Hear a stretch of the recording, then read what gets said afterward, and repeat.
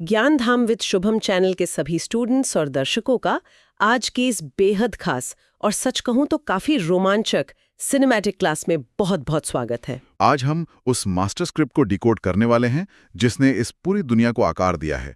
और इस रोमांचक सफर के लिए जो सबसे बेहतरीन नेविगेशन सिस्टम हमारे पास है वो है ज्ञानधाम विद शुभम के बेहद शानदार और सटीक नोट्स। हाँ, ज्ञानधाम विद शुभम के नोट्स वाकई बेमिसाल हैं।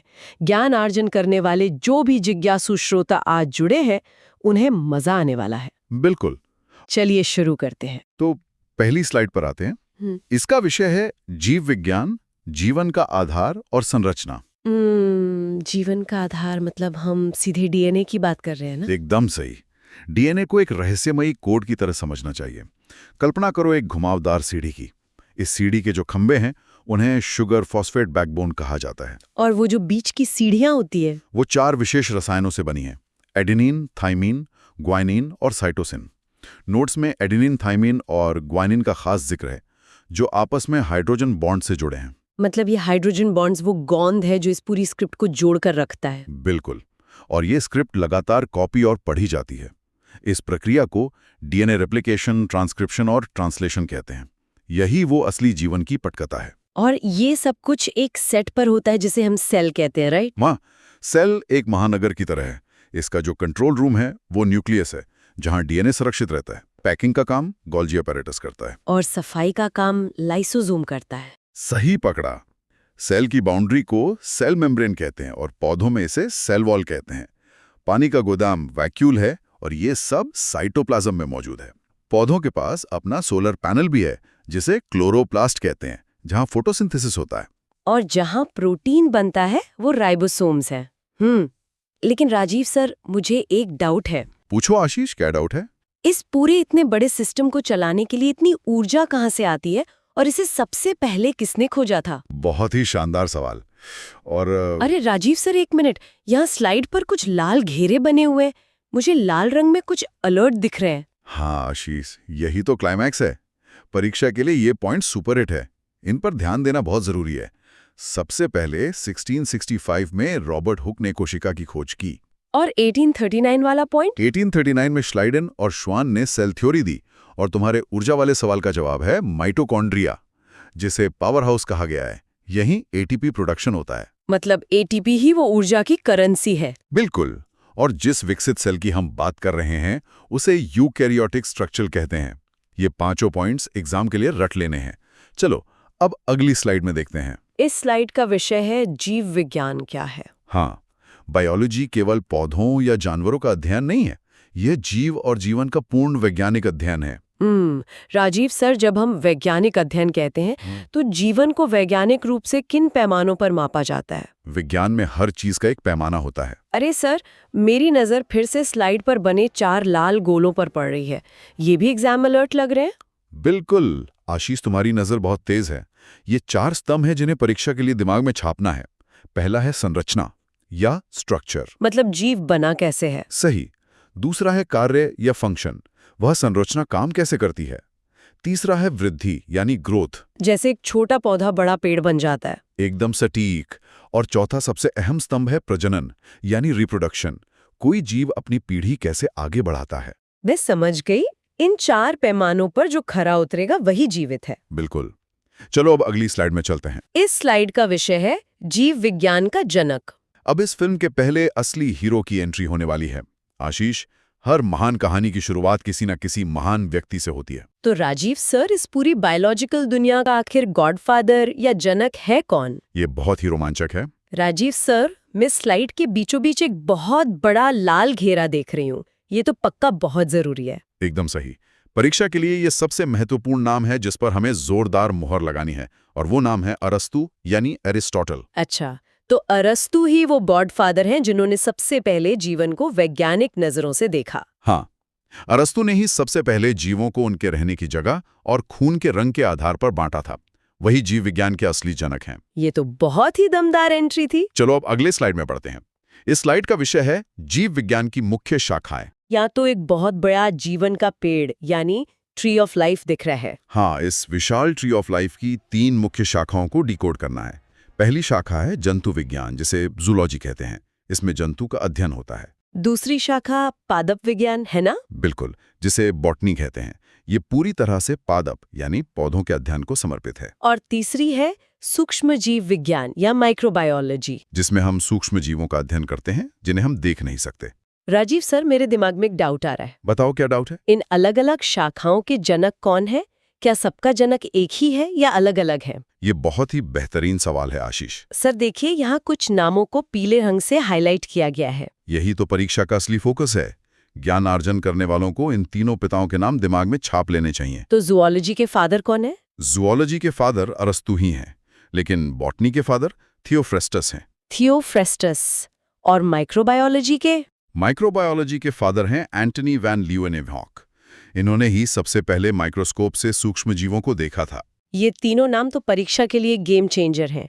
अरस्तु, थियोफ्रेस्टस और ल्यूएनहॉक। बिल्कुल सही। चलो अब अगली स्लाइड में प्रवेश करते हैं। इस स्लाइड का विषय है पाठ्यक्रम मानव तंत्र भाग 1। मतलब अब हम सिलेबस के उस हिस्से में है जहां मानव शरीर की बात होगी। हाँ आशीष, मानव शरीर एक अल्टीमेट मशीन है। इस भाग में हम 4 चीजों पर बात करेंगे। पोषण यानी न्यूट्रिशन, पाचन तंत्र यानी डाइजेस्टिव सिस्टम, और रक्त एवं रक्त समूह भी है। सही। और चौथा है परिसंचरण तंत्र यानी सर्कुलेटरी सिस्टम। स्लाइड में बने दिल के चित्र को ध्यान से देखो। इसमें एओर्टा, राइट वेंट्रिकल और लेफ्ट वेंट्रिकल स्पष्ट दिखाई दे रहे हैं। राजीव सर, मैं ये सोच रही थी कि पाचन और परिसंचरण तंत्र आपस में कैसे जुड़े हैं। खाना तो पेट में पचता है ना? हाँ, यही परीक्षा का सबसे अहम कॉन्सेप्ट है। ध्यान से सुनना। पाचन तंत्र खाने को बारीक कणों में तोड़ देता है, लेकिन इस पोषण को शरीर के हर इंजन तक पहुंचाने का काम खून करता है। ओह, मतलब परिसंचरण तंत्र उस पोषण की होम डिलीवरी करता है? बिल्कुल। दिल अपने वेंट्रिकल्स और एओर्टा के जरिए पोषण से भरे खून को पूरे शरीर में पंप कर देता है। एग्जाम में इस कॉन्सेप्ट बिल्डिंग से बहुत मदद मिलती है। ये मशीन तो बहुत शानदार डिजाइन की गई है। चलो अब अगली स्लाइड में देखते हैं कि मशीन के बाकी पुर्जे कैसे काम करते हैं। विषय है पाठ्यक्रम मानव तंत्र भाग 2। इसमें तो कंकाल तंत्र दिख रहा है। हाँ, कंकाल तंत्र यानी स्केलेटल सिस्टम ढांचा बनाता है। फिर है उत्सर्जन तंत्र यानी एक्सक्रीटरी सिस्टम, जिसमें मुख्य रूप से किडनी आती है। तंत्रिका तंत्र और अंतस्त्रावी तंत्र भी तो है। बिल्कुल। तंत्रिका तंत्र यानी नर्वस सिस्टम शरीर का पूरा नेटवर्क है, और अंतस्त्रावी तंत्र यानी एंडोक्राइन सिस्टम हार्मोन्स को कंट्रोल करता है। राजीव सर, यहाँ स्लाइड में किडनी के चित्र पर कुछ लेबल्स हैं। मेरा एक डाउट है। हाँ पूछो आशीष। शरीर का कचरा बाहर निकालने वाली इस मशीन के अंदर के ये हिस्से कॉर्टेक्स और मेडुला क्या काम करते हैं? बहुत ही सटीक जगह नजर गई है तुम्हारी। ये लेबल्स परीक्षा के दृष्टिकोण से अत्यंत महत्वपूर्ण है। कॉर्टेक्स किडनी का बाहरी हिस्सा है जहां खून छनता है, और मेडुला? मेडुला अंदरूनी हिस्सा है जहां जरूरी चीजें वापस सोख ली जाती हैं, और यूरेटर वह पाइप है जो कचरे को बाहर ले जाता है। मतलब कॉर्टेक्स, मेडुला और यूरेटर, ये तीनों लेबल्स एग्जाम के लिए रट लेने हैं। एकदम सही। चलो अब अगली स्लाइड में चलते हैं, जो इस सिलेबस का एक बहुत ही दिलचस्प हिस्सा है। इसका विषय है पाठ्यक्रम सूक्ष्म जीव आनुवंशिकी और वर्गीकरण। हाँ, अब हम कहानी को सूक्ष्म स्तर यानी माइक्रो लेवल पर ले जा रहे हैं। इसमें कोशिका, उत्तक और जीवों में प्रजनन शामिल है। आनुवंशिकी भी है, जिसे जेनेटिक्स कहते हैं। बिल्कुल। और साथ ही वनस्पति विज्ञान यानी बॉटनी, रोग यानी डिजीज और जीवों का वर्गीकरण भी डिकोड करना है। स्लाइड में प्लांट सेल का चित्र भी है, जिसमें माइटोकॉन्ड्रिया, न्यूक्लियस और क्लोरोप्लास्ट साफ दिखाए गए हैं। राजीव सर, मेरा एक डाउट यहाँ भी है। रोग और जीवों का वर्गीकरण इस सिलेबस के बिल्कुल अंत में क्यों रखे गए? ये सवाल इस पूरी फिल्म का सस्पेंस खोल देगा। परीक्षा में बीमारियों और उनके कारण बनने वाले जीवों के वर्गीकरण से सीधे सवाल आते हैं। अच्छा, मतलब जब तक मशीन समझ नहीं आएगी तब तक उसमें होने वाली खराबी कैसे समझ आएगी? एकदम सही। बीमारियां मशीन की खराबी हैं, और वर्गीकरण बताता है कि हमलावर कौन है, वायरस, बैक्टीरिया या कोई और सूक्ष्म जीव। इसलिए ये इस ब्लॉकबस्टर का सबसे अहम हिस्सा है। ये तो सच में पूरी कहानी को एक साथ जोड़ देता है।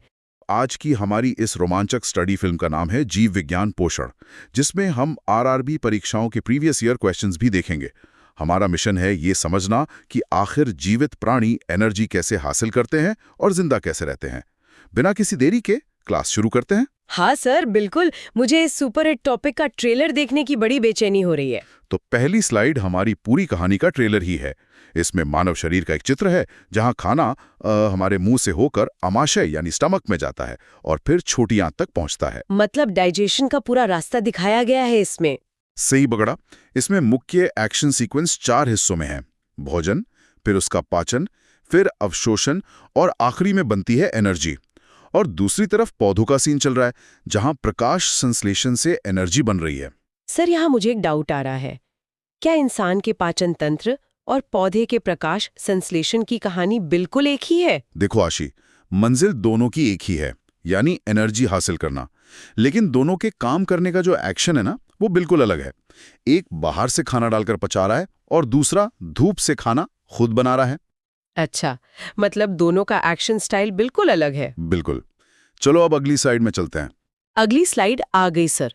यहाँ हेडलाइन है पोषण क्या है, और इसमें मानव, पौधे, फंगस और बैक्टीरिया के चित्र बने हुए हैं। हाँ, तो पोषण एक ऐसी विधि है जिसमें जीव भोजन ग्रहण करता है और शरीर उसका उपयोग करता है। चित्र में दिख रहे इन सभी किरदारों को भोजन की बहुत आवश्यकता होती है।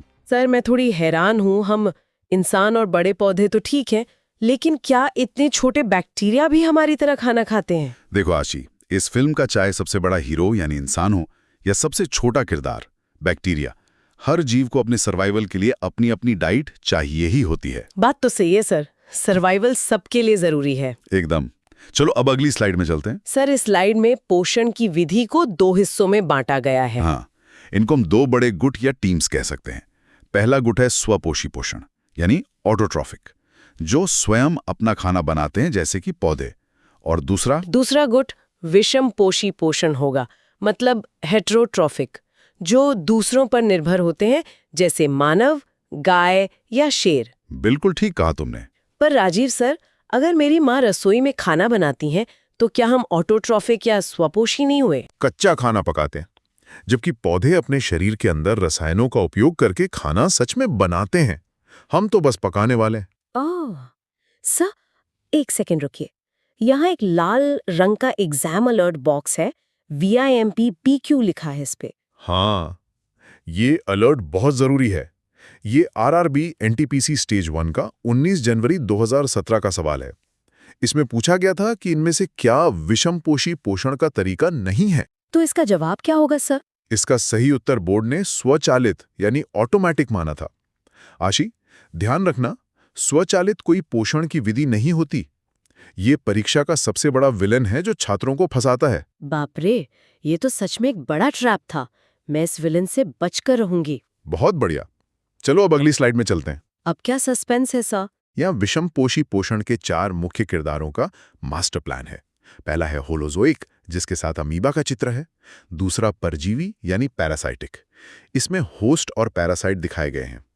तीसरा मृतोपजीवी यानी सेप्रोफाइटिक, जहां मशरूम बना है। और चौथा सहजीवी मतलब सिम्बायोटिक, जहां 2 लोग आपसी फायदे के लिए हाथ मिला रहे हैं। सर, इन चारों किरदारों की अलग अलग खूबियां क्या हैं? ये काम कैसे करते हैं? यही तो इस फिल्म का असली सस्पेंस है आशी। हर किरदार का शिकार करने का और खाना खाने का स्टाइल बिल्कुल अलग है, जो आगे की स्लाइड्स में खुलेगा। हो, अब तो आगे जानने की और भी उत्सुकता हो रही है मुझे। तो सस्पेंस खत्म करते हैं। चलो अब अगली स्लाइड में चलते हैं। इस स्लाइड में पहले 2 किरदारों की डिटेल लग रही है मुझे। हाँ, सबसे पहले होलोजोइक डिकोड करते हैं। इसमें भोजन ग्रहण, पाचन, अवशोषण, उपापचय यानी मेटाबॉलिज्म और अपशिष्ट निष्कासन की पूरी प्रक्रिया होती है, जैसे हम मनुष्य और अमीबा। और दूसरा वाला सर, परजीवी?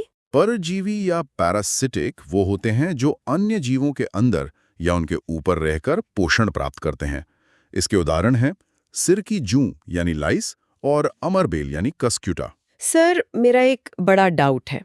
तो क्या ये परजीवी अपने होस्ट को, मतलब जिस पर वो रह रहे हैं, उसको मार देते हैं? नहीं आशी, परजीवी बहुत स्मार्ट होते हैं।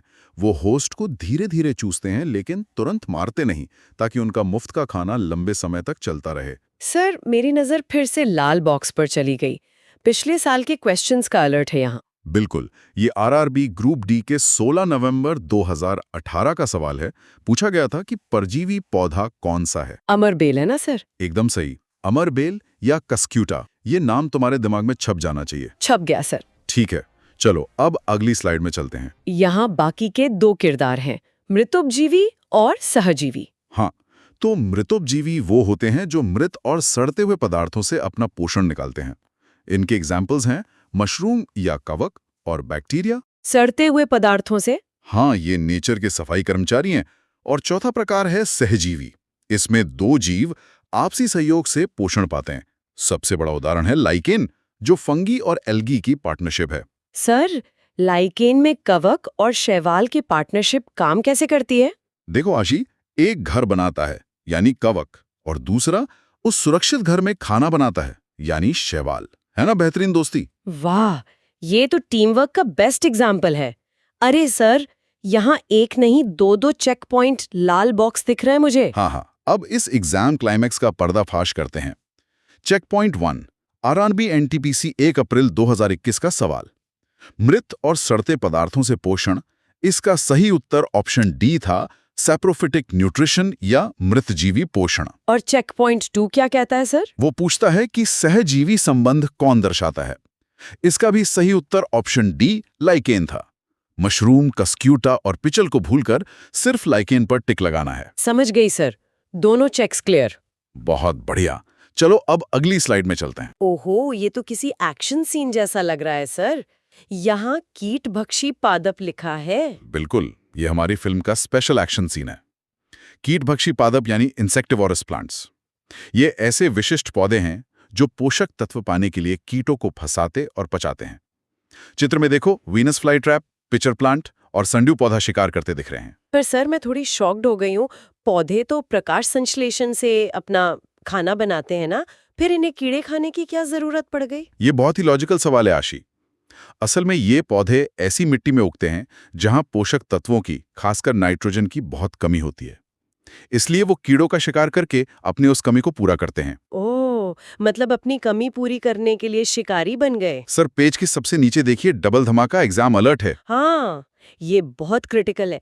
आरआरबी ग्रुप डी 2022 का सवाल है कि पिचर प्लांट एक कीटभक्षी है, और सबसे खतरनाक सवाल है आरआरबी जेई 2019 का। उसमें क्या पूछा था सर? पूछा था कि इनमें से कौन सा कीटभक्षी पौधा नहीं है, और उसका उत्तर है प्रोथैलस।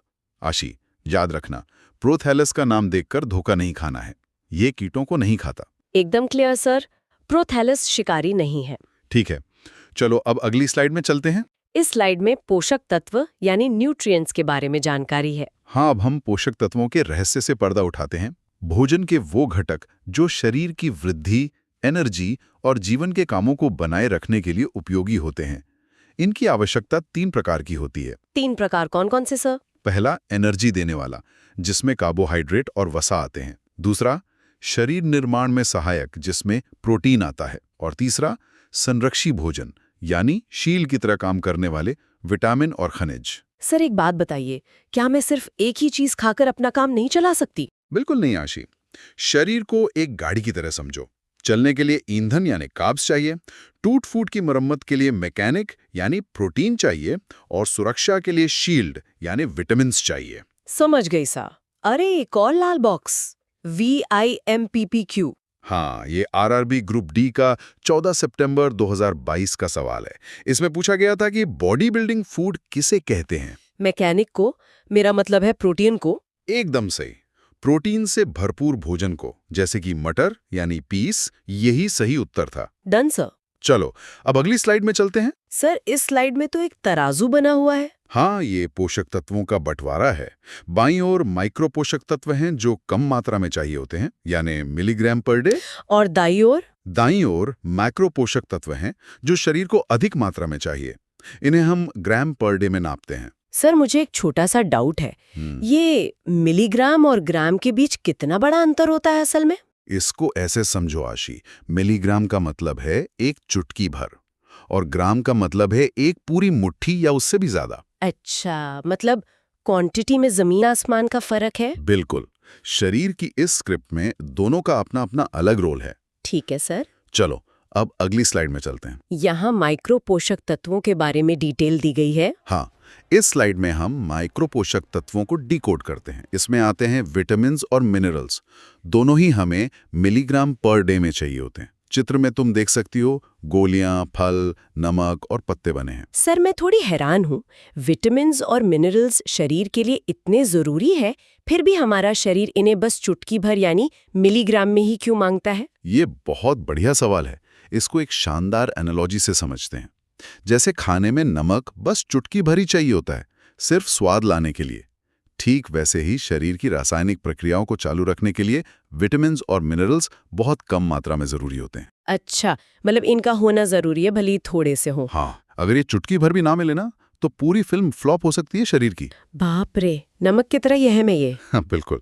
चलो अब अगली स्लाइड में चलते हैं। लो सर, अब आगे बड़े किरदार, मैक्रो पोषक तत्व। हाँ, इन बड़े किरदारों की एंट्री थोड़ी भारी भरकम है। कार्बोहाइड्रेट हमें लगभग 300 ग्राम पर डे चाहिए, वसा यानी फैट करीब 80 ग्राम चाहिए, प्रोटीन हमारे बॉडी वेट के हिसाब से 0.8 ग्राम पर केजी चाहिए। और पानी सर? पानी का कोटा सबसे बड़ा है, लगभग 5 से 6 लीटर पर डे। सर 5 से 6 लीटर पानी, ये तो बहुत ज्यादा मात्रा लग रही है मुझे। सुनने में ज्यादा लगता है ऐसी, लेकिन हमारी शरीर का ज्यादातर हिस्सा पानी ही तो है। और सारे मेटाबॉलिज्म की जो शूटिंग होती है ना, वो पानी वाले सेट पर ही होती है। ओह, मतलब बिना सेट की शूटिंग ही नहीं होगी। एकदम ठीक समझी तुम। आगे बढ़ते हैं सर। चलो अब अगली स्लाइड में चलते हैं। सर यहाँ तो थोड़ा मैथ्स आ गया, प्रोटीन की आवश्यकता का कैलकुलेशन लिखा है। ये हमारा गणितीय एक्शन सीन है, एक वेरी इंपॉर्टेंट कैलकुलेशन। फॉर्मूला बहुत सिंपल है, 1 किलो बॉडी वेट बराबर 0.8 ग्राम प्रोटीन। तो इसका मतलब अगर किसी का वजन 80 किलो है तो 80 को 0.8 से गुणा करना होगा। बिल्कुल, और जब तुम 80 को 0.8 से मल्टीप्लाई करोगी तो जवाब आएगा 64 ग्राम। यानी 80 किलो के व्यक्ति को रोज 64 ग्राम प्रोटीन चाहिए। सर मेरा एक डाउट है, क्या जो लोग रोज जिम जाते हैं उन्हें भी 0.8 ग्राम ही प्रोटीन चाहिए होता है? नहीं, ये फॉर्मूला तो एक आम इंसान के लिए है। जो जिम जाने वाले लोग होते हैं वो किसी सुपर हीरो से कम नहीं होते। उनकी मसल्स में टूट-फूट ज्यादा होती है, तो उन्हें मसल रिपेयर के लिए इससे कहीं ज्यादा प्रोटीन की जरूरत पड़ती है। सर यहाँ देखिए, इस 64 ग्राम वाले नंबर को लाल घेरे और पीले रंग से हाईलाइट किया गया है। ये भी एग्जाम अलर्ट लग रहा है। बिल्कुल आशी, मीरा इस पर खास फोकस है। परीक्षा में 80 किलो के इंसान वाला ये कैलकुलेशन बार बार पूछा जाता है। मतलब सीधा 80 को 0.8 से गुणा करो और मार्क्स पक्के। एकदम सही, 64 ग्राम आंसर लाओ और मार्क्स पक्के करो। यही फॉर्मूला याद रखना है। याद रहेगा सर। चलो अब अगली स्लाइड में चलते हैं। यहाँ तो कार्बोहाइड्रेट्स के स्रोतों का पूरा खजाना खुला हुआ है सर। हाँ, पूरी लिस्ट है इसमें। अनाज जैसे चावल, गेहूं, जौ, मक्का। फल में सेब, केला, अंगूर, संतरा। सब्जियां जैसे आलू, मटर, गाजर। और यहाँ दलहन, डेयरी उत्पाद और मीठे खाद्य पदार्थ भी लिखे हैं। बिल्कुल, मूंग, चना, दाल, दूध, दही और साथ में शहद, चीनी और गुड़ भी एनर्जी देते हैं। सर एक मजेदार डाउट आ रहा है मुझे। पूछो। अगर मीठे खाने जैसे चीनी से और अनाज जैसे चावल से दोनों से ही एनर्जी मिलती है, तो क्या मैं रोज बस चीनी खाकर अपना काम चला सकती हूँ? ऐसी गलती मत करना आशी। इसको ऐसे समझो कि चीनी एक फास्ट एक्शन हीरो की तरह है। वो तुम्हें तुरंत एनर्जी देती है, लेकिन वो एनर्जी उतनी ही जल्दी खत्म भी हो जाती है। और अनाज? अनाज एक सस्पेंस थ्रिलर फिल्म की तरह होते हैं। वो धीरे धीरे लंबे समय तक तुम्हें यूनिफॉर्म एनर्जी देते रहते हैं। शरीर को अनाज की ज्यादा जरूरत होती है। समझ गई सर, फास्ट एनर्जी नहीं, लंबी एनर्जी चाहिए। बिल्कुल सही। चलो अब अगली स्लाइड में चलते हैं। न्यूट्रिशन, पोषण, कार्बोहाइड्रेट्स एंड प्रोटीन्स, ये हमारी आज की फिल्म का टाइटल है। अरे वाह राजीव सर, टाइटल तो बहुत दमदार है। पर मेरा एक डाउट था, इस फिल्म में हमारा मेन फोकस किन चीजों पर होगा? मतलब क्या सच में इससे परीक्षा के सवाल हल हो जाएंगे? एकदम आशीष, इसमें हम सब कुछ डिकोड करेंगे। हम सिर्फ रटेंगे नहीं, बल्कि एग्जामिनर के दिमाग में घुसकर हर एक कॉन्सेप्ट को समझेंगे। तो चलो आशीष, अब अगली स्लाइड में चलते हैं। चलिए सर, मैं पूरी तरह तैयार हूं। तो यहाँ हमारे पास कार्बोहाइड्रेट परिवार के 3 मुख्य किरदार हैं। मोनोसैकेराइड्स यानी मोनोसैकेराइड्स, डाइसैकेराइड्स यानी डाइसैकेराइड्स और पॉलीसैकेराइड्स यानी पॉलीसैकेराइड्स। नाम तो काफी हैवी है इनके। राजीव सर, इन तीनों में से सबसे सरल, मेरा मतलब है सबसे सिंपल कौन सा होता है? बहुत बढ़िया सवाल है। देखो, मोनोसैकेराइड्स सबसे सिंपल होते हैं। शब्द पर ही गौर करो, मोनो यानी एक, जैसे ग्लूकोज, फ्रक्टोज और गैलेक्टोज। अच्छा, और बाकी दोनों? बाकी दोनों जटिल संरचनाएं हैं। डाइसैकेराइड्स में आते हैं सुक्रोज, लैक्टोज, माल्टोज और पॉलीसैकेराइड्स बहुत बड़े नेटवर्क हैं, जैसे स्टार्च, सेल्यूलोज और ग्लाइकोजन। चलो आशीष, अब अगली स्लाइड में इनकी गहराई में उतरते हैं। तो शुरुआतें अकेले सोलो हियो से हो रही है। बिल्कुल। हम मोनोसैकेराइड्स को डिकोड करते हैं। सबसे पहले है ग्लूकोज, जिसका रासायनिक सूत्र है C6H12O6। इसे ब्लड शुगर भी कहते हैं। दूसरा है फ्रुक्टोज। ये प्रकृति में पाई जाने वाली सबसे मीठी प्राकृतिक शर्करा है। फलों वाली मिठास, राइट? हाँ, एकदम। और तीसरा है गैलेक्टोज, जो लैक्टोज के टूटने से बनता है। राजू सर, एक सेकंड रुकिए। मेरी नजर स्लाइड के नीचे लाल रंग में लिखे टेक्स्ट पे पड़ रही है। ये रेड एग्जाम अलर्ट में आइसोमर या समावेवी क्या लिखा है? यही तो इस स्लाइड का सबसे बड़ा सस्पेंस है आशीष। इन तीनों का मतलब ग्लूकोज, फ्रुक्टोज और गैलेक्टोज का फॉर्मूला एकदम समान है, C6H12O6। लेकिन क्या सर? लेकिन इनकी संरचना बिल्कुल अलग-अलग होती है। परीक्षा के लिए ये आइसोमर वाला पॉइंट सबसे ज्यादा जरूरी है।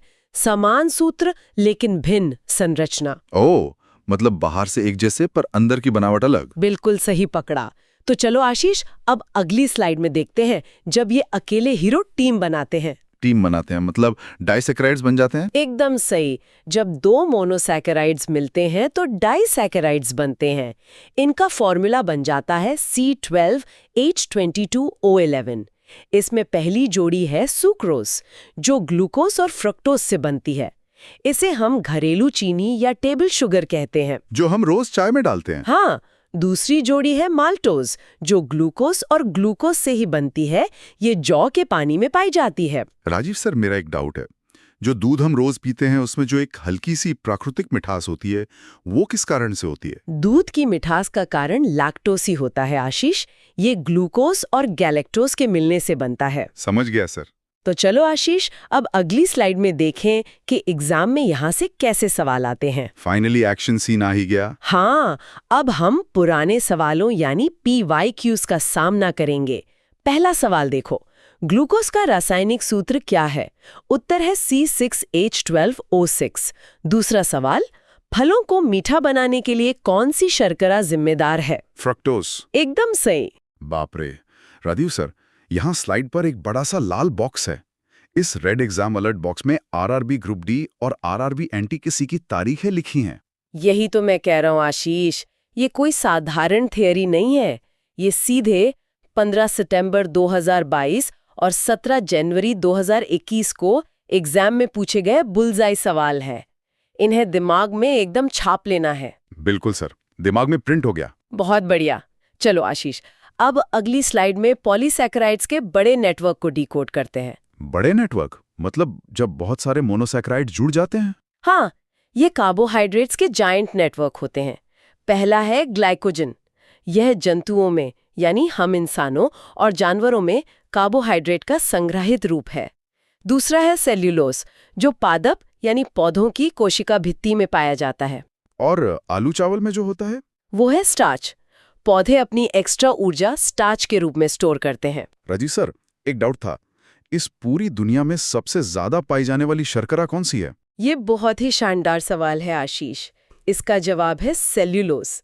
सेल्यूलोज ही विश्व में सर्वाधिक व्याप्त शर्करा है, क्योंकि यह हर पेड़ पौधे की कोशिका भित्ति में होती है। अच्छा, तभी ये दुनिया में सबसे ज्यादा है। बिल्कुल।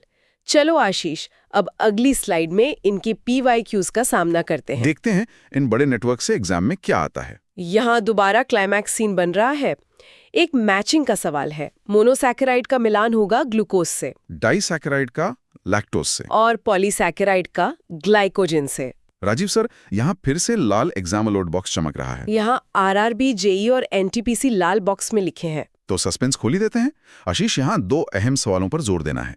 पौधों में कोशिका भित्ति का निर्माण करने वाला जटिल कार्बोहाइड्रेट सेल्यूलोज है और शरीर में संग्रहित होने वाला रूप ग्लाइकोजन है।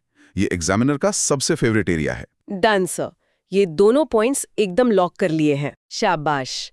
तो चलो आशीष, अब कार्बोहाइड्रेट्स को छोड़कर अगली स्लाइड में बिल्डिंग ब्लॉक्स यानी प्रोटीन की तरफ बढ़ते हैं। वाह, कहानी में एक नए हीरो की एंट्री। बिल्कुल। प्रोटीन मुख्य रूप से कार्बन, हाइड्रोजन, नाइट्रोजन और ऑक्सीजन से मिलकर बनता है। इसका काम है शरीर के ऊतकों का निर्माण और मरम्मत करना। और शायद इम्यूनिटी भी। एकदम। एंजाइम और हार्मोन बनाने के साथ साथ ये प्रतिरक्षा प्रणाली को भी मजबूत करता है। राजीव सर, एक बात पूछनी थी। स्लाइड पर एक बहुत बड़ा लाल घेरा बना हुआ है। ये 4 किलो कैलोरीज पर ग्राम एनर्जी को इतने बड़े रेड एग्जाम अलर्ट बॉक्स में क्यों रखा गया है? क्योंकि आशीष, यही इस एग्जाम का सबसे बड़ा कैच है। 1 ग्राम प्रोटीन से हमें 4 किलो कैलोरी ऊर्जा मिलती है। और हाँ, ऊपर लाल घेरे में मौजूद N यानी नाइट्रोजन पर भी ध्यान दो। प्रोटीन में नाइट्रोजन का होना ही इसे कार्बोहाइड्रेट से अलग और खास बनाता है। अच्छा, तो N सबसे इम्पोर्टेंट है इसमें। एकदम। चलो आशीष, अब अगली स्लाइड में देखते हैं कि हमारे शरीर को रोज इसकी कितनी जरूरत है। जरूरत तो उम्र और काम के हिसाब से बदलती होगी ना सर? बिल्कुल सही। दैनिक आहार में प्रोटीन की आवश्यकता उम्र, लिंग और शारीरिक गतिविधियों पर निर्भर करती है। लेकिन राजीव सर, एक आम आदमी के नजरिए से पूछूं तो सामान्यतः एक वयस्क को हर दिन कितने ग्राम प्रोटीन खाना चाहिए? स्लाइड में पीले रंग में हाईलाइट किए गए डेटा को डिकोड करते हैं आशीष। एक सामान्य वयस्क को प्रतिदिन 46 से 56 ग्राम प्रोटीन की आवश्यकता होती है। 46 से 56 ग्राम? समझ गया। बेहतरीन। चलो आशीष, अब अगली स्लाइड में प्रोटीन की संरचना को माइक्रोस्कोप से देखते हैं। माइक्रोस्कोप से मतलब एकदम मॉलिक्यूलर लेवल पर? हाँ, इसे हम पॉलीपेप्टाइड या पॉलीपेप्टाइड कहते हैं। प्रोटीन असल में एमिनो एसिड्स की एक लंबी श्रृंखला के रूप में होता है। अच्छा, जैसे एक मोतियों की माला। एकदम सटीक उदाहरण। और इसे बनाने के लिए मुख्य रूप से 20 अमीनो अम्ल की जरूरत होती है। राजीव सर, मैं हैरानी में हूं, अगर प्रोटीन इतने सारे अमीनो एसिड्स से बनता है तो इन सारे अमीनो एसिड्स को आपस में बांधकर कौन रखता है? ये माला टूट क्यों नहीं जाती? इस रहस्य से भी पर्दा उठाते हैं आशीष। इन अमीनो एसिड्स के बीच का जो गोंद या बॉन्ड है ना, उसे पेप्टाइड बॉन्ड या पेप्टाइड बंध कहते हैं। Peptide bond? ये नाम तो पक्का याद रखना पड़ेगा। बिल्कुल। चलो आशीष, अब अगली स्लाइड में इस पूरी फिल्म का फाइनल रीकैप यानी चीट शीट देखते हैं। एकदम फास्ट पेस्ड क्लाइमैक्स रिकैप। हाँ, टेबल देखो। मोनोसैकेराइड्स में है ग्लूकोज, फ्रुक्टोज और गैलेक्टोज, जिनका फॉर्मूला है C6H12O6। डाइसैकेराइड्स हैं सुक्रोज, लैक्टोज और माल्टोज, फॉर्मूला C12H22O11। और पॉलीसैकेराइड्स में ग्लाइकोजन, जो जंतुओं में है, सेल्यूलोज, जो प्लांट सेल वॉल में है, और स्टार्च। बहुत खूब। और प्रोटीन्स, हमें रोज 46 से 56 ग्राम चाहिए। 1 ग्राम से 4 किलो कैलोरी ऊर्जा मिलती है और ये अमीनो एसिड से बनते हैं जो पेप्टाइड बॉन्ड से जुड़े होते हैं। शरीर के सबसे बड़े हीरो और विलन यानी प्रोटीन और वसा की पूरी कहानी समझेंगे तो सीधे स्लाइड 1 को डिकोड करते हैं, जहां आज हमारा मेन फोकस मैक्रोन्यूट्रिएंट्स पर है, जो हमारे शरीर के निर्माण और ऊर्जा के मुख्य स्तंभ हैं। राजीव सर, स्लाइड 1 पर ही मुझे बहुत सारा सस्पेंस दिख रहा है। ये डीएनए, दूध का प्याला और बादाम की फोटो क्यों बनी है? क्या ये किसी बड़े सस्पेंस की तरफ इशारा है? देखो आशीष, ये चित्र हमारी इस ब्लॉकबस्टर फिल्म के ट्रेलर की तरह है। दूध और बादाम, ये वसा और प्रोटीन के बेहतरीन स्रोत हैं। और जो डीएनए का स्ट्रक्चर है ना, वो बताता है कि हमारे जीवन की नींव इन्हीं से जुड़ी है। चलो, अब अगली स्लाइड में। जी सर, स्लाइड 2 स्क्रीन पर आ गई है। इस स्लाइड का शीर्षक है प्रोटीन, और इसे थोड़ा ड्रामेटिक अंदाज में समझो। प्रोटीन कोई साधारण चीज नहीं है। ये बहुत ही जटिल अणु, मतलब कॉम्प्लेक्स मॉलिक्यूल्स हैं।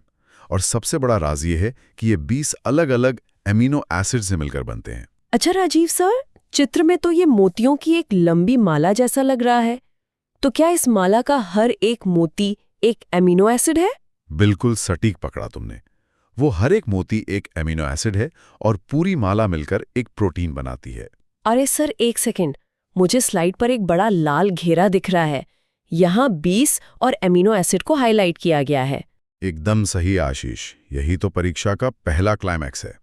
एग्जामिनर सीधा पूछेगा कि प्रोटीन किनसे बनते हैं, तो याद रखना 20 अमीनो एसिड की माला। इसे अपने दिमाग में छाप लो। चलो अब अगली स्लाइड में। स्लाइड 3 पर आ गए सर। अब यहाँ हम शरीर के विकास यानी ग्रोथ में प्रोटीन की भूमिका को डिकोड कर रहे हैं। अगर हमारा शरीर एक बिल्डिंग है तो प्रोटीन उसकी ईंटें हैं, और शाकाहारी लोगों के लिए विकास का मुख्य स्रोत दालें होती हैं। मतलब अगर कोई बॉडी बिल्डर बनना चाहे और वो वेजिटेरियन है तो दालों का कटोरा ही उसका सबसे बड़ा हथियार है। बिल्कुल आशीष, दालें वेजिटेरियन डाइट का पावर हाउस हैं। सर यहाँ तो साक्षात रेड एग्जाम अलर्ट बॉक्स है। आरआरबी ग्रुप डी 7 अक्टूबर 2022 शिफ्ट 1 का ठप्पा लगा इस पर। यही तो गेम है आशीष। रेलवे के एग्जाम में सीधा सवाल आया था कि विकास के लिए प्रोटीन प्रदान करने वाला मुख्य स्रोत क्या है, और जवाब है दालें। इसे किसी ब्लॉकबस्टर डायलॉग की तरह रट लो। चलो अब अगली स्लाइड में। ओके सर, स्लाइड 4 ओपन हो गई है। इस स्लाइड का टाइटल है प्रोटीन का पाचन। अब हमारी कहानी में एक तगड़ा ट्विस्ट आता है। डाइजेशन के बाद ये विशाल प्रोटीन टूटकर वापस अपने असली रूप में आ जाते हैं, यानी अमीनो एसिड में बदल जाते हैं। यहाँ चित्र में देखो, एंजाइम्स एक कैंची की तरह काम कर रही हैं जो प्रोटीन की माला को काट रही है। अच्छा, तो मतलब जो माला हमने खाई थी, हमारा शरीर उसे उसी कैंची से काटकर वापस अलग-अलग मोती बना देता है। एकदम सही। शरीर पहले उसे तोड़ता है ताकि अपनी जरूरत के हिसाब से इंसानी प्रोटीन की नई माला बना सके। सर फिर से लाल बॉक्स आ गया। आरआरबी एनटीपीसी 29 जनवरी 2021 शिफ्ट 2 में ये सवाल पूछा गया था और यहाँ अमीनो एसिड हाईलाइटेड है। शाबाश, एग्जाम में यही कैंची वाला लॉजिक काम आएगा। सवाल आएगा कि प्रोटीन पचने के बाद क्या बनता है। तुम्हें हमेशा अमीनो एसिड पे टिक मारना है। चलो अब अगली स्लाइड में। जी सर, स्लाइड 5। अब एक नए सुपर हीरो या कह लो विलन की एंट्री होती है। वो है वसा, यानी फैट्स या लिपिड्स। मनुष्यों में प्रति ग्राम मात्रा में सबसे अधिकतम ऊर्जा देने वाला आहारी घटक केवल और केवल वसा है। चित्र में मक्खन, कुकिंग ऑयल और आग को दिखाया गया है। अरे मुझे तो हमेशा लगता था कि कार्बोहाइड्रेट सबसे ज्यादा एनर्जी देते हैं, तो क्या फैट असली बाहुबली है ऊर्जा का? बिल्कुल, फैट ही असली बाहुबली है ऊर्जा के मामले में। सर इस बाहुबली पर भी आरआरबी एनटीपीसी 14 जून 2022 शिफ्ट 1 का लाल अलर्ट लगा हुआ है। यही तो एग्जामिनर का फेवरेट ट्रैप है आशीष। लोग जल्दबाजी में कार्बोहाइड्रेट टिक करके आते हैं, लेकिन याद रखना, प्रति ग्राम सबसे ज्यादा ऊर्जा फैट यानी वसा देता है। ये एकदम फायर है। चलो अब अगली स्लाइड में। स्लाइड 6 पर आ गए हैं सर। अब इस कहानी को दो हिस्सों में बांटते हैं, पशु स्रोत और वनस्पति स्रोत। पशु स्रोतों में मांस, मछली, अंडे, दूध, पनीर आते हैं, और वनस्पति स्रोतों में दालें, नट्स, बीज, सोयाबीन और टोफू। एक सेकंड, राजीव सर, दालों पर एक लाल सितारा मतलब एस्टेरिस्क क्यों है? क्या ये वेजिटेरियंस के लिए कोई सीक्रेट कोड है? तुमने एकदम सही डिकोड किया आशीष। भारत में ज्यादातर लोग शाकाहारी हैं, इसलिए उनके लिए प्रोटीन का सबसे बड़ा और सुलभ हीरो दालें ही हैं। इसी वजह से उस पर लाल सितारा है। चलो अब अगली स्लाइड में। स्लाइड 7 रेडी है सर। अब मिलते हैं शरीर के स्पेशल प्रोटीन से, जिन्हें मैं the Avengers of the body कहता हूं। पार्ट 1 में 3 है। पहला हीमोग्लोबिन, जो लाल रक्त कोशिकाओं में रहता है और ऑक्सीजन ले जाता है। दूसरा ग्लूटेन, जो गेहूं और जौ में होता है और आटे को लचीलापन देता है। और तीसरा मायोसिन, जो मांसपेशियों में होता है और उनके संकुचन यानी कॉन्ट्रैक्शन के लिए जिम्मेदार है। अरे वाह, मतलब जब हम जिम में डंबल उठाते हैं तो वो मायोसिन प्रोटीन का ही कमाल है। बिल्कुल आशीष, और सिर्फ जिम में ही नहीं, जब तुम रसोई में रोटी बेलती हो और आटा खिंचता है, वो ग्लूटेन की ताकत है। ये फंक्शन सीधे एग्जाम में मैचिंग वाले सवालों में आते हैं। चलो अब अगली स्लाइड में। स्लाइड 8 स्क्रीन पर है। अब स्पेशल प्रोटीन्स का पार्ट 2 डिकोड करते हैं। पहला है कोलेजन, जो त्वचा और हड्डियों में होता है और उन्हें संरचना और लचीलापन देता है। दूसरा है केराटिन, जो बाल, नाखून और त्वचा को मजबूती देता है। और तीसरा है केसीन, दूध में पाया जाने वाला मुख्य प्रोटीन। मैंने टीवी पर शैम्पू के विज्ञापनों में केराटिन के बारे में बहुत सुना है। तो क्या वो बाल मजबूत करने के लिए इसी प्रोटीन की बात करते हैं? एकदम सही जोड़ा तुमने आशीष। वो विज्ञापन इसी विज्ञान का इस्तेमाल करते हैं। और हाँ, एग्जामिनर का फेवरेट दूध वाला केसीन है, इसे अपने नोट्स में हाईलाइट कर लेना। चलो अब अगली स्लाइड में। स्लाइड 9 आ गई सर। अब थोड़ा गंभीर टॉपिक है। प्रोटीन की कमी से होने वाले 2 भयानक रोगों को डिकोड करते हैं। पहला है क्वाशियोरकर, जो अत्यधिक प्रोटीन की कमी से होता है। इसके लक्षण हैं शरीर में सूजन, सूजा हुआ पेट और त्वचा में दरारें। दूसरा है मैरास्मस, जिसमें प्रोटीन के साथ साथ कैलोरी की भी कमी हो जाती है। इसमें इंसान एकदम सूख जाता है, सिर्फ हड्डियों का ढांचा रह जाता है। राजीव सर, इन दोनों के भयंकर नामों में मुझे हमेशा कंफ्यूजन होता है। एग्जाम के प्रेशर में कैसे याद रखूंगी कि किसमें पेट फूलता है और किसमें इंसान सूख जाता है? सुनो मेरी ब्लॉकबस्टर ट्रिक आशीष। क्वाशियोरकर बड़ा नाम है, तो इसमें पेट बड़ा हो जाता है, यानी सूख जाता है। और मैरास्मस मतलब जैसे कोई मरने की हालत में सूख गया हो, क्योंकि इसमें कैलोरी भी खत्म हो जाती है। इसे अब तुम कभी नहीं भूलोगी। चलो अब अगली स्लाइड में। ट्रिक तो सॉलिड है। स्लाइड 10 पर आ गए हम। वापस अमीनो एसिड की दुनिया में लौटते हैं। कुल 20 अमीनो एसिड को 2 गैंग में बांटा गया है। 9 एसेंशियल यानी आवश्यक, जो आहार से प्राप्त करने पड़ते हैं क्योंकि शरीर इन्हें नहीं बना सकता, और 11 नॉन एसेंशियल यानी गैर आवश्यक, जो शरीर खुद संश्लेषित कर लेता है। राजीव सर, ये नाम थोड़ा उल्टा नहीं लग रहा? जो शरीर खुद बना रहा है उसे गैर आवश्यक क्यों कह रहे हैं? वो तो हमारे लिए जरूरी हुए ना। गजब का सवाल है आशीष। विज्ञान में आवश्यक का मतलब है कि तुम्हें इसे बाहर के भोजन से लेना आवश्यक है, क्योंकि तुम्हारे शरीर की फैक्ट्री में ये नहीं बनते। और जो शरीर खुद बना ले उसे बाहर से लेना आवश्यक नहीं है। यही लॉजिक एग्जाम में बच्चों को फंसाता है। चलो अब अगली स्लाइड में। अच्छा, अब समझी। स्लाइड 11 ओपन है। अब उन 9 एसेंशियल अमीनो एसिड्स के नाम सुनो किसी रैप सॉन्ग की तरह। Leucine, isoleucine, lysine, methionine, phenylalanine, threonine, tryptophan, valine और हिस्टिडीन। बाप रे राजीव सर, क्या ये सारे 9 खतरनाक नाम मुझे एग्जाम के लिए रटने पड़ेंगे? मेरा तो दिमाग ही घूम गया सुनकर। हाँ, रटने नहीं है, बस और सर एक सेकंड, मुझे इस स्लाइड के कोने में एक बड़ा सा स्टार चमकता हुआ दिख रहा है। ये पक्का एग्जाम अलर्ट है? सही पकड़ा। वो तारा बता रहा है कि ये वीआईपी लिस्ट है आशीष। तुम्हें सारे नाम एक सांस में याद नहीं करने, बस इन्हें इतनी बार अपनी आंखों के सामने से गुजारना है कि एग्जाम में ऑड वन आउट वाले सवालों में सही ऑप्शन पहचान सको। चलो अब अगली स्लाइड में। जी सर, स्लाइड 12 स्क्रीन पर है। अब वसा यानी फैट की केमिस्ट्री का क्लाइमैक्स डिकोड करते हैं। लिपिड का निर्माण 2 चीजों के मिलन से होता है। Glycerol plus fatty acid is equal to lipid. चित्र में देखो, ग्लिसरॉल बैकबोन से जुड़े 3 फैटी एसिड को तीर से दिखाया गया है। अरे हाँ, चित्र में ग्लिसरॉल से 3 फैटी एसिड जुड़े हैं। तो क्या ये एक त्रिशूल जैसा स्ट्रक्चर बनाता है? एकदम सही विजुलाइज किया तुमने। और सर, यहाँ बहुत बड़ा रेड अलर्ट है। आरआरबी जेई 2 जून 2019 शिफ्ट 4 में पूछा गया है और फैटी एसिड को लाल घेरे में रखा गया है। तुमने एकदम सही डिकोड किया त्रिशूल वाला लॉजिक आशीष। रेलवे जेई ने यही पूछा था कि ग्लिसरॉल में क्या मिलाएं कि लिपिड बन जाए। जवाब है फैटी एसिड। इस इक्वेशन को दिमाग में प्रिंट कर लो। चलो अब अगली स्लाइड में। स्लाइड 13 ओपन हो गई सर। अब फैट के कुछ छिपे हुए राज खोलते हैं। ये ऊर्जा का प्रमुख स्रोत है और एडिपोज उत्तक में संग्रहित होता है। सबसे बड़ा राज ये है कि ये विटामिन ए, डी, ई और के अवशोषण में मदद करता है। 1 ग्राम फैट से 9.3 कैलोरी एनर्जी मिलती है। इसका फॉर्मूला है CnH2n+1COOH। राजीव सर, मतलब अगर मैं पतला होने के लिए फैट खाना बिल्कुल बंद कर दूं तो मेरे शरीर में विटामिन्स का भी कोई असर नहीं होगा? और ये एडिपोज उत्तक क्या बला है? बिल्कुल सही समझे आशीष।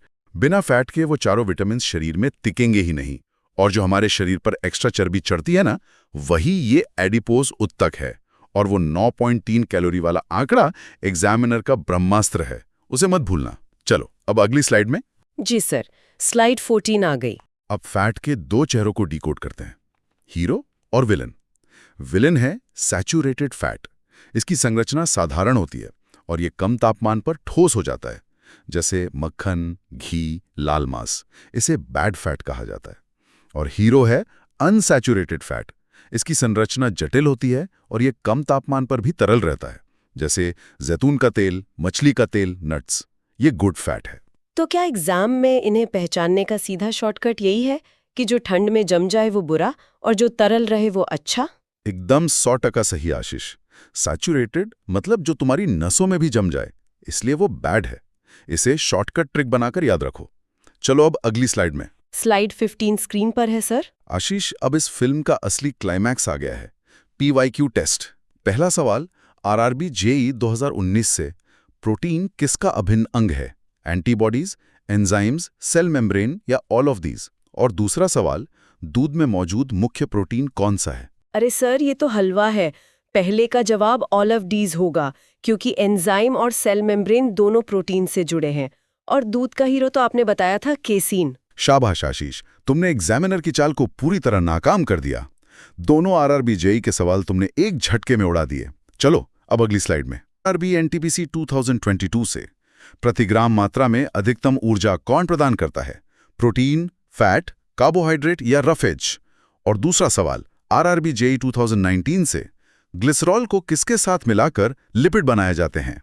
सर, पहले सवाल का जवाब फैट यानी वसा है, जो 9.3 कैलोरी ऊर्जा देता है। और दूसरे सवाल का जवाब वो त्रिशूल वाला फॉर्मूला है, ग्लिसरॉल के साथ फैटी एसिड मिलेगा।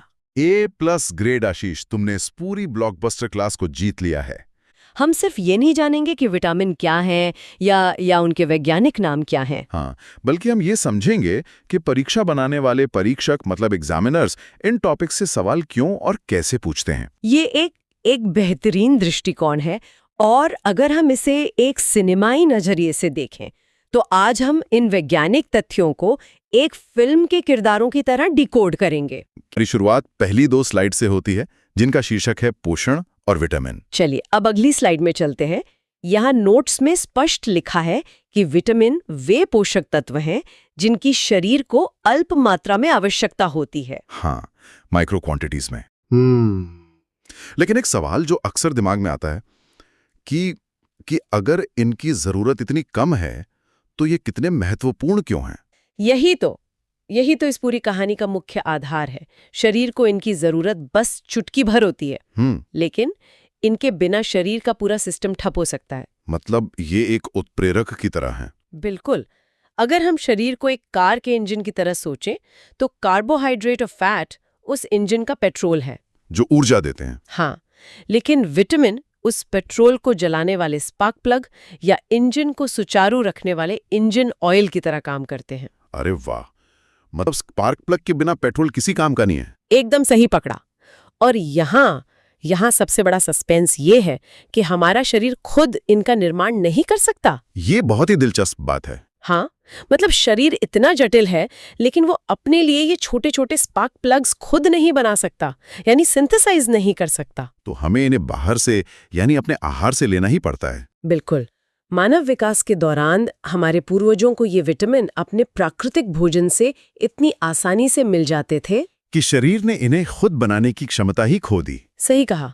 इसलिए आहार में इनकी उपस्थिति अनिवार्य है। इस शानदार पृष्ठभूमि को समझने के बाद चलिए अब अगले स्लाइड में चलते हैं। तो स्लाइड 3 पर हम विटामिनों का वर्गीकरण देखते हैं। यहाँ पूरी कहानी अब 2 अलग-अलग गुटों में बन जाती है। हाँ, वसा में घुलनशील यानी फैट सॉल्युबल और जल में घुलनशील यानी वाटर सॉल्युबल। नोट्स में वसा में घुलनशील विटामिन को याद रखने के लिए KEDA यानी कीड़ा शब्द की एक बहुत ही शानदार ट्रिक दी गई है, जो कि बहुत कारगर है।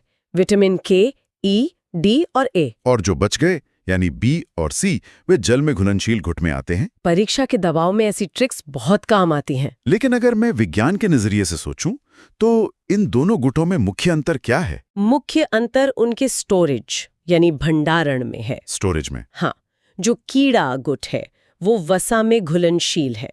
इसका मतलब है कि हमारा लिवर और फैट टिश्यू इन्हें भविष्य के लिए स्टोर करके रख सकते हैं। अच्छा, मतलब अगर हम कुछ दिन इन्हें न भी खाएं तो शरीर अपने रिजर्व से काम चला लेगा? बिल्कुल।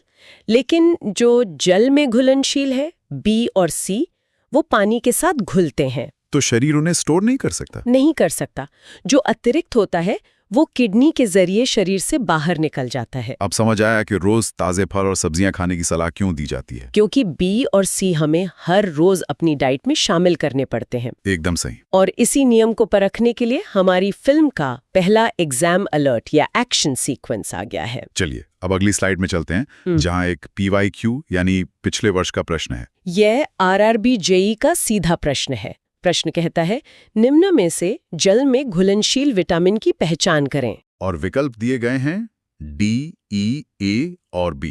और कीड़ा ट्रिक का इस्तेमाल करते हुए कोई भी छात्र तुरंत पहचान लेगा कि D, E और A वसा में घुलनशील हैं। तो उत्तर स्पष्ट रूप से विटामिन B है। यह सवाल दिखाता है कि परीक्षक बेसिक वर्गीकरण पर कितनी सीधी नजर रखते हैं। हाँ, ये तो बस एक वार्म अप एक्शन सीक्वेंस था। असली परीक्षा तो तब शुरू होती है जब हम इन किरदारों की गहराई में उतरते हैं। तो आइए चलिए अब अगली स्लाइड में चलते हैं और वसा में घुलनशील गुट के सबसे पहले नायक से मिलते हैं। स्लाइड 5, जहां विटामिन A का जिक्र है। इसका वैज्ञानिक नाम रेटिनॉल है। और स्रोत के रूप में गाजर, शकरकंद, पालक और अंडे दिए गए हैं। बिल्कुल। और इसका मुख्य कार्य दृष्टि यानी विजन और प्रतिरक्षा प्रणाली की सुरक्षा करना है। रेटिनॉल नाम को आंख के रेटिना से जोड़कर याद रखना बहुत आसान है। सही कहा। लेकिन जब शरीर में इस नायक की कमी होती है तो नोट्स में 3 बहुत ही खतरनाक खलनायकों का जिक्र है। हाँ, रतौंधी जिसे नाइट ब्लाइंडनेस कहते हैं, अश्रुशुष्क रोग, ज़ेरोफ्थेल्मिया और केरेटोमिलेशिया। रतौंधी तो सबने सुना होता है कि कम रोशनी में दिखना बंद हो जाता है। लेकिन बाकी दोनों के नाम काफी जटिल हैं। ये अश्रुशुष्क रोग क्या है? इन दोनों को समझना तकनीकी परीक्षा के लिए बहुत ज़रूरी है। अश्रुशुष्क रोग या ज़ेरोफ्थेल्मिया को हम उसी कार के उदाहरण से समझ सकते हैं। अच्छा, कैसे? मान लीजिए कार चल रही है, लेकिन उसका वाइपर फ्लूइड खत्म हो गया है। अब अगर वाइपर चलेगा तो शीशे पर खरोंचे आ जाएंगी। अरे बाप रे। हमारी आंखों को लगातार नम रखने के लिए आंसुओं और म्यूकस की एक परत होती है। विटामिन ए की कमी से ये परत सूख जाती है। मतलब आंखें बिल्कुल रूखी हो जाती हैं। इसी को ज़ेरोफ्थेल्मिया कहते हैं। बिल्कुल, आंख का वाइपर फ्लूइड खत्म हो गया है। और अगर इसका इलाज ना हो तो क्या वो तीसरी स्थिति आ जाती है? जी हाँ, अगर सूखापन बढ़ता गया तो आंखों का कॉर्निया, जो कार के शीशे की तरह है, नरम पड़ने लगता है और उस पे घाव हो जाते हैं, जो कि बहुत ही खतरनाक लग रहा है। ये अंतिम और अपरिवर्तनीय यानी इरिवर्सिबल स्थिति है। इसे केरेटोमेलेशिया कहते हैं, जहां इंसान हमेशा के लिए दृष्टि खो सकता है। ये सच में बहुत ही गंभीर विषय है। मतलब गाजर और पालक सिर्फ एक सलाह नहीं, आंखों के लिए जीवन रक्षक हैं। एकदम सही। आंखों की सुरक्षा के बाद अब शरीर के सुरक्षा तंत्र की बात करते हैं। चलिए अब अगली स्लाइड में चलते हैं। यहाँ बात हो रही है विटामिन के की, हमारा अगला सुपर हीरो। नोट्स में इसके स्रोत हरी सब्जियां, सोयाबीन का तेल और डेयरी उत्पाद बताए गए हैं। और इसका सबसे बड़ा काम है रक्त के थक्के यानी ब्लड क्लॉटिंग जमाना। नोट्स में स्पष्ट लिखा है कि इसकी कमी से रक्तस्राव यानी ब्लीडिंग डिसऑर्डर्स की बीमारी हो जाती है। हाँ, ये शरीर के अंदर एक बैंडेड लगामी जैसा काम कैसे करता है? मैं हमेशा से ये जानना चाहता था। बहुत ही शानदार प्रक्रिया है ये। जब भी कोई नस कटती है तो शरीर को तुरंत उस रिसाव को रोकना होता है। विटामिन के लिवर में जाकर कुछ खास प्रोटीन बनाता है, जिनमें सबसे अहम है प्रोथ्रोम्बिन। प्रोथ्रोम्बिन, ठीक है। यह प्रोटीन खून को तरल से एक जाले में, जिसे फाइब्रिन कहते हैं, बदल देता है। इससे खून का बहना रुक जाता है। और अगर विटामिन के नहीं होगा तो यह जाला नहीं बनेगा और एक छोटी सी खरोच से भी लगातार खून बहता रहेगा, जो जानलेवा हो सकता है। ये तो किसी मेडिकल थ्रिलर फिल्म जैसा है। बिल्कुल। और इसी थ्रिलर के बीच में इस चर्चा का सबसे बड़ा ट्विस्ट आता है। चलिए अब अगली स्लाइड में चलते हैं, जो पूरी तरह से एक बड़े एग्जाम अलर्ट के लिए समर्पित है। यह आरआरबी जेईई 2019 का एक बहुत ही शानदार प्रश्न है। परीक्षकों को ऐसे सवाल पूछने में बहुत मजा आता है जो किसी स्थापित नियम का अपवाद हो। हाँ, प्रश्न है, विटामिन के प्राकृतिक रूप से डैश में पाए जाने वाले जीवाणुओं द्वारा निर्मित होता है। विकल्प है अग्नाशय, गुर्दा, हृदय और आंत यानी इंटेस्टाइन। सही उत्तर आंत दिया गया है। लेकिन शुरुआत में तो हमने एक सख्त नियम स्थापित किया था कि शरीर विटामिन नहीं बना सकता। यही तो यहाँ विटामिन के शरीर के अंदर कैसे बन रहा है? यही विज्ञान की सुंदरता है। ध्यान दें, हमारा शरीर यानी हमारी खुद की कोशिकाएं विटामिन के नहीं बना रही हैं। तो फिर कौन बना रहा है? हमारी आंतों में, लार्ज इंटेस्टाइन में अरबों अच्छे बैक्टीरिया रहते हैं। ये हमारा हिस्सा नहीं है, ये हमारे किराएदार हैं। अच्छा, किराएदार? हाँ, हम जो खाना पचा नहीं पाते, ये बैक्टीरिया उसे खाते हैं और किराए के रूप में हमारे लिए प्राकृतिक रूप से विटामिन के का निर्माण करते हैं। कमाल का कॉन्सेप्ट है। नियम वही है, बस प्रकृति ने एक स्मार्ट बाईपास बना रखा है। परीक्षक इस विरोधाभास को जानते हैं, इसलिए वे ये सवाल बार बार पूछते हैं। एकदम सही। अब इस इंटरवल के बाद हमारी फिल्म एक नए और विशाल संसार में प्रवेश करती है। चलिए अब अगली स्लाइड में चलते हैं। यहाँ हम जल में घुलनशील परिवार की स्पेशल ऑप्स टीम से मिलते हैं। ये है विटामिन बी कॉम्प्लेक्स का परिवार। स्लाइड पर एक पूरी फौज खड़ी है। B1, B2, B3, B5, B6, B7, B9 और B12। और इनके वैज्ञानिक नामों को याद करने की सख्त हिदायत दी गई है। इन्हें स्पेशल ऑप्स टीम कहना बिल्कुल सही होगा, क्योंकि ये शरीर की संरचना नहीं बनाते, बल्कि ये सुनिश्चित करते हैं कि शरीर की मशीनरी बिना रुके काम करे। हाँ, खास तौर पर ऊर्जा उत्पादन और हमारा तंत्र का तंत्र यानी नर्वस सिस्टम। चलिए अब अगली स्लाइड में चलते हैं। यहाँ दिए गए एग्जाम अलर्ट से साबित होता है कि परीक्षक इनके नाम पूछने के कितने शौकीन हैं। बिल्कुल। आरआरबी जेईई 2019 का प्रश्न है, विटामिन B1 को डैश भी कहा जाता है। और सही उत्तर है थायामीन। परीक्षकों को पता है कि छात्र अक्सर इन वैज्ञानिक नामों में उलझ जाते हैं, इसलिए इस टीम के हर सदस्य के कोड नेम और उनके काम को बारीकी से समझना जरूरी है। तो फिर एक एक करके इस टीम के सदस्यों की फाइल खोलते हैं। चलिए अब अगली स्लाइड में चलते हैं। ये स्लाइड विटामिन B1 यानी थायामीन पर केंद्रित है। थायामीन का मुख्य काम क्या है? इसका मुख्य काम कार्बोहाइड्रेट को उस ऊर्जा में बदलना है जिसका इस्तेमाल हमारा शरीर कर सके। नोट्स में इसकी कमी से होने वाले रोग का नाम बेरी-बेरी लिखा है और लक्षण बताए गए हैं। बहुत ज्यादा कमजोरी, मानसिक भ्रम और झुनझुनी। हाँ, टिंगलिंग। बेरी-बेरी नाम थोड़ा अजीब लगता है। ये बीमारी शरीर को इस कदर क्यों तोड़ देती है कि इंसान कुर्सी से उठ भी नहीं पाता? बेरी-बेरी शब्द का असल में अर्थ ही होता है मैं नहीं कर सकता, मैं नहीं कर सकता, यानी अत्यधिक शारीरिक अक्षमता। ओह, ऐसा है क्या? हाँ, इसके पीछे एक बहुत ही दिलचस्प ऐतिहासिक तथ्य है जो परीक्षा के नजरिए से भी महत्वपूर्ण है। 19वीं सदी में जब एशिया में चावल को पॉलिश करने की मशीनें आईं, व्हाइट पॉलिश राइस। बिल्कुल, तो चावल के ऊपर का भूरा हिस्सा, जिसे ब्रांड कहते हैं, हटा दिया गया और उसी भूरे हिस्से में सारा विटामिन B1 होता था। अरे बाप रे, तो पॉलिश करने से विटामिन ही निकल गया। हाँ, और इसके कारण अचानक लाखों लोगों को ऊर्जा की कमी और नसों में झुनझुनी की बीमारी हो गई, क्योंकि थायामीन नसों और दिमाग को ऊर्जा देता है। इसके बिना मानसिक भ्रम होना तय है। ये ऐतिहासिक तथ्य तो इस कॉन्सेप्ट को हमेशा के लिए दिमाग में बैठा देता है। बिना B1 के शरीर की बैटरी पूरी तरह से ड्रेन हो जाती है। एकदम सही। इस अहम जानकारी के बाद चलिए अब अगली स्लाइड में चलते हैं। अब बात करते हैं विटामिन B2 की, जिसका वैज्ञानिक नाम है राइबोफ्लेविन। ये भी ऊर्जा उत्पादन में शामिल है, लेकिन नोट्स के अनुसार इसका सीधा असर हमारी त्वचा और म्यूकस झिल्ली पर दिखता है। हाँ, mucus membranes. Mucus membranes. Notes में इसकी कमी से होने वाले रोग काफी तकलीफदेह लग रहे हैं। जीभ की सूजन, जिसे ग्लोसाइटिस कहते हैं, और मुंह के किनारे फटना या छाले होना यानी कीलोसिस। बिल्कुल। लेकिन मेरा सवाल ये है कि ये बीमारियां मुंह से ही क्यों शुरू होती हैं? ये एक बहुत ही लॉजिकल सवाल है। हमारे मुंह और होठों की जो त्वचा या कोशिकाएं होती हैं, वो बहुत तेजी से बदलती हैं। मतलब high cell turnover. High cell turnover. एकदम सही। उन्हें लगातार नई कोशिकाएं बनाने के लिए राइबोफ्लेविन से मिलने वाली ऊर्जा चाहिए।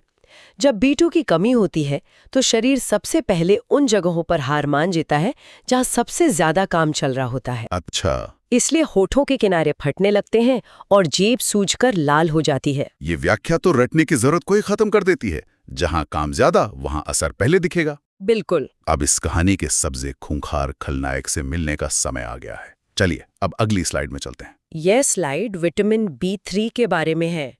इसका वैज्ञानिक नाम नियासिन या निकोटिनिक एसिड है। यहाँ एक रोग का जिक्र है, पेलाग्रा, और इसके नीचे एक ट्रिक दी गई है, रिमेंबर 4 Ds फॉर पेलाग्रा। हाँ, ये 4D मेडिकल विज्ञान में बहुत मशहूर हैं। ये 4D क्या है और एक छोटे से विटामिन की कमी इतनी खतरनाक कैसे हो सकती है?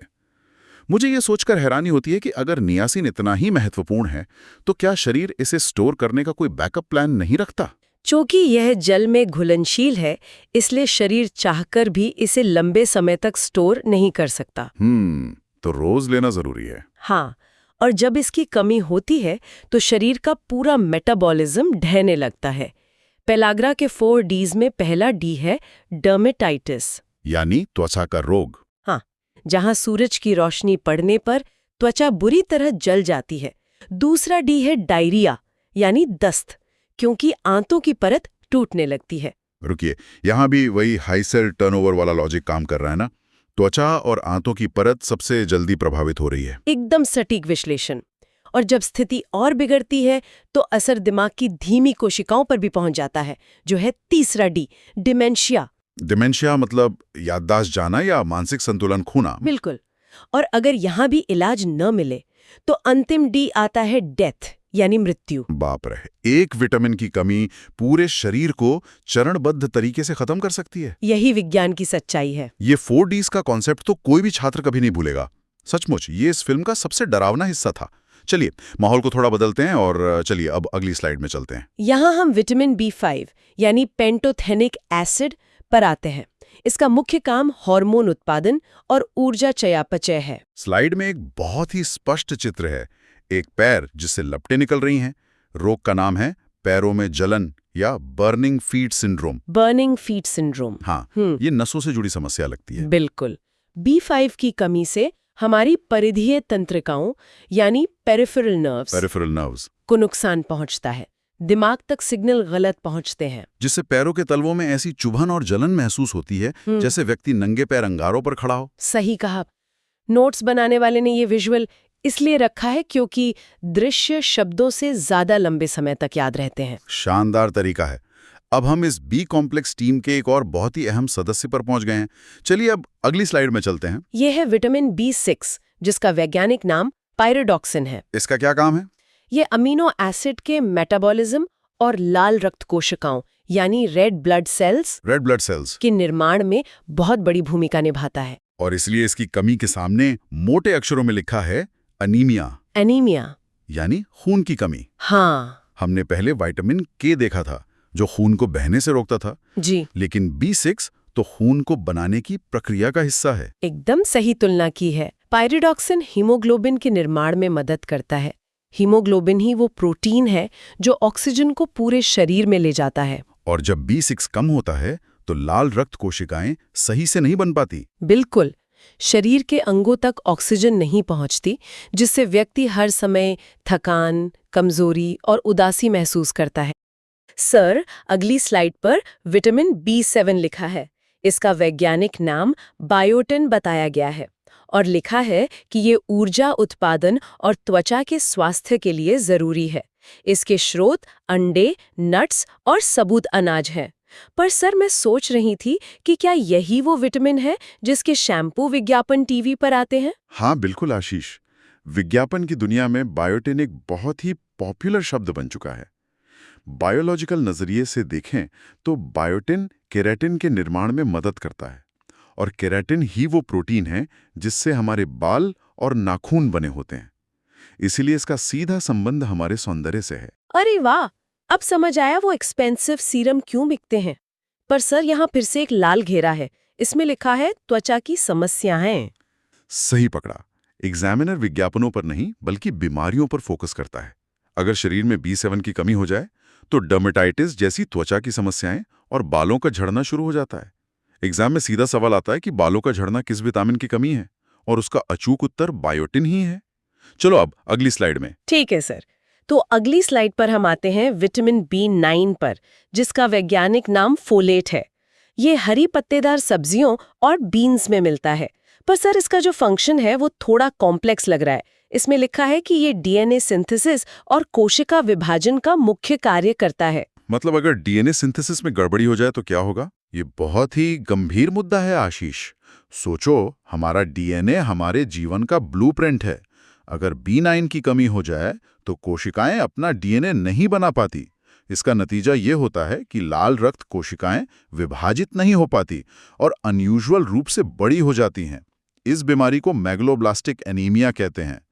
कोशिकाएं बड़ी तो हो जाती हैं पर ऑक्सीजन धोने का अपना मुख्य काम नहीं कर पाती। ओ बाप रे, ये तो बहुत खतरनाक साउंड कर रहा है।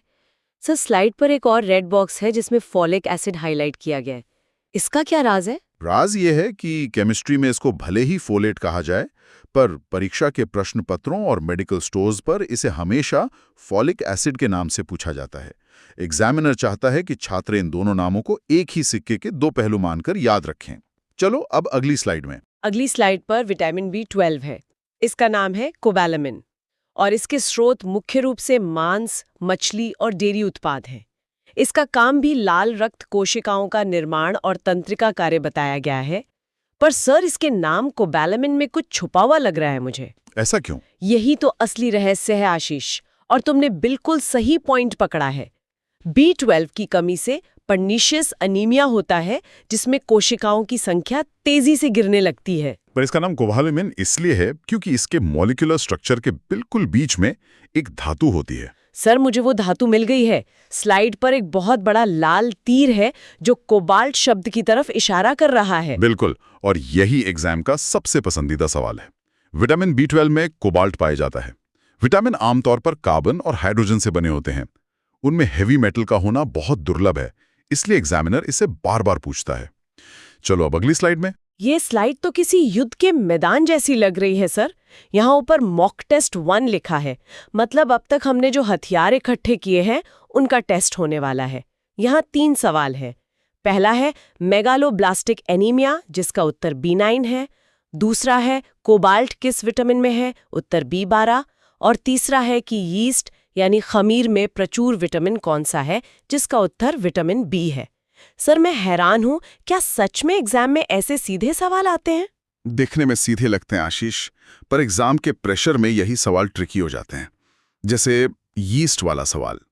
लोग अक्सर यीस्ट और मशरूम को एक ही कैटेगरी में रख देते हैं, पर हमें याद रखना है कि यीस्ट में विटामिन B होता है, जबकि कवक या मशरूम का कॉन्सेप्ट अलग है।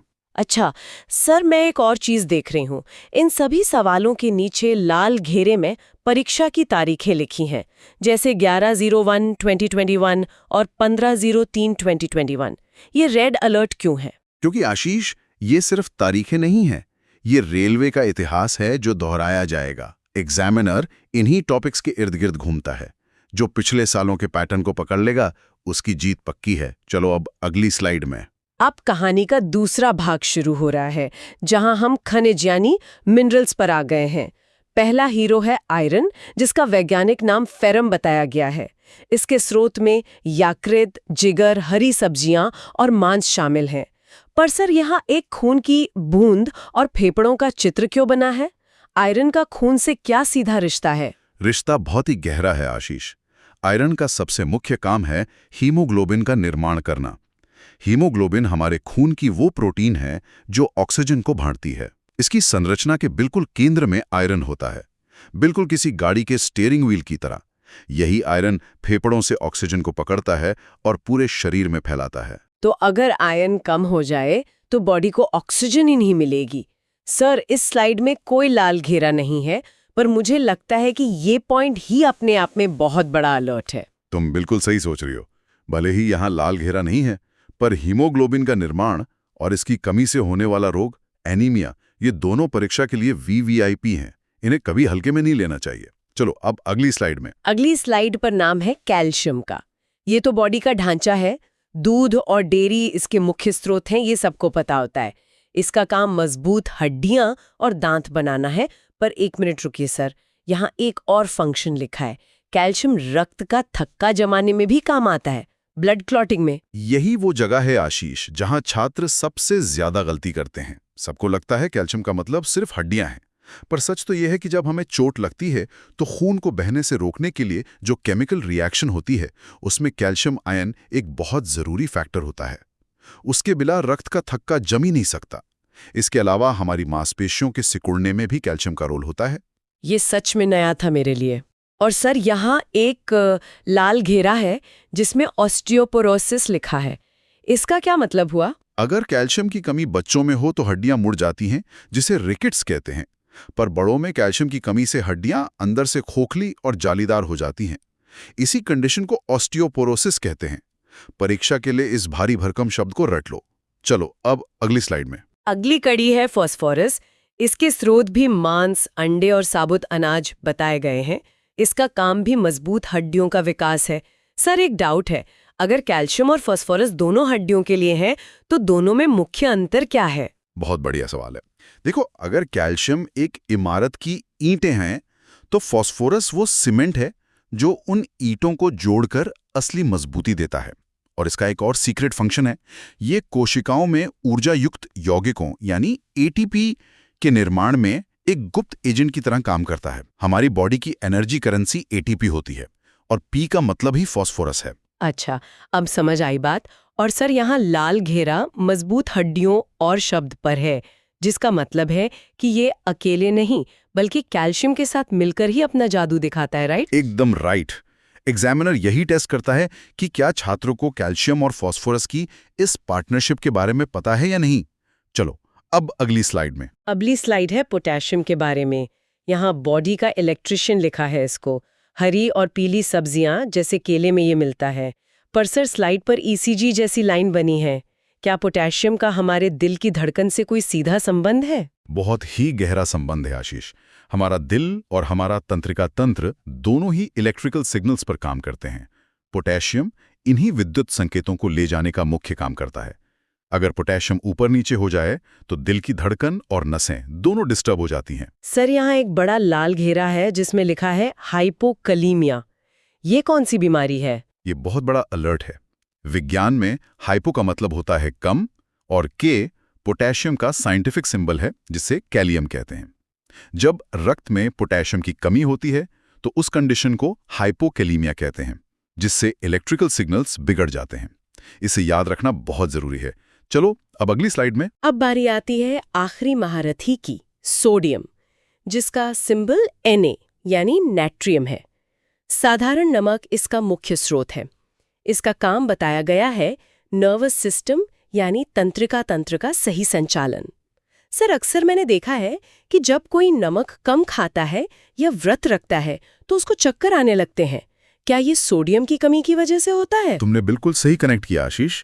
सोडियम हमारे शरीर में पानी का बैलेंस और ब्लड प्रेशर मेंटेन करता है। अगर नमक बहुत कम हो जाए तो रक्तचाप यानी ब्लड प्रेशर तेजी से गिर जाता है। ब्लड ब्रेन तक नहीं पहुंच पाता और इसीलिए चक्कर आने लगते हैं। इसीलिए नर्वस सिस्टम के लिए सोडियम अमृत समान है। और सर स्लाइड पर हाइपोनेट्रीमिया और तंत्रिका तंत्र दोनों शब्दों पर लाल घेरा लगाया गया है। मतलब इनका कनेक्शन परीक्षा का पक्का सवाल है। बिल्कुल। हाइपो यानी कम और नेट्रेमिया यानी सोडियम। एग्जामिनर सीधा पूछेगा कि हाइपोनेट्रेमिया का तंत्रिका तंत्र पर क्या असर पड़ता है। इसे भूलना मत। टेस्ट 2 यहाँ पिछले साल का एक PYQ दिया गया है। सवाल है, निम्नलिखित में से कौन सा एक कैल्शियम का समृद्ध स्रोत नहीं है? विकल्प है पनीर, कॉलर्ड ग्रीन्स, अंजीर और गाजर। सर मैं थोड़ा कंफ्यूज्ड हूँ। गाजर तो सेहत के लिए इतनी अच्छी होती है, फिर वो सही उत्तर कैसे हो सकती है? यही तो रेलवे बोर्ड की सबसे बड़ी चाल होती है आशीष। छात्र सोचते हैं गाजर हेल्दी है तो इसमें सब कुछ होगा, पर साइंस फैक्ट्स पर चलती है, इमोशंस पर नहीं। गाजर विटामिन ए का राजा है, कैल्शियम का नहीं। जबकि पनीर, कॉलर्ड ग्रीन्स और अंजीर कैल्शियम से भरपूर होते हैं। इसलिए कैल्शियम का स्रोत जो नहीं है वो गाजर ही है। वाओ, ये तो सच में दिमाग घुमाने वाला सवाल था। और सर रेड बॉक्स में लिखा है RRB NTPC 0204 2016 शिफ्ट 3। इसका मतलब क्लियर है कि ऑप्शंस के साथ एग्जामिनर पूरा गेम खेलता है और हर एक विकल्प का विश्लेषण जरूरी है। एकदम सही विश्लेषण राजीव किया। सर हम आखिरी स्लाइड पर आ गए हैं। हाँ आशीष, इस अंतिम स्लाइड पर क्या लिखा है? यहाँ लिखा है संपूर्ण और विस्तृत लेक्चर्स के लिए YouTube चैनल सब्सक्राइब करें। राजीव सर ये तो पूरी तैयारी का मास्टर स्ट्रोक है। बिल्कुल आशीष, जो भी तैयारी करने वाले इस ब्लॉकबस्टर का पूरा मजा लेना चाहते हैं और परीक्षा में टॉप करना चाहते हैं, उन्हें अभी YouTube चैनल ज्ञानधाम विद शुभम पर जाना चाहिए। हाँ, वहाँ सारे कॉन्सेप्ट्स इतनी ही गहराई से डिकोड किए गए हैं। एकदम। और स्लाइड में जो प्ले और लाइक बटन दिख रहा है ना, उसका पूरा इस्तेमाल करना है। वीडियो को लाइक करें, अपने सवाल कमेंट करें, दोस्तों के साथ शेयर करें और चैनल को सब्सक्राइब करना बिल्कुल ना भूलें।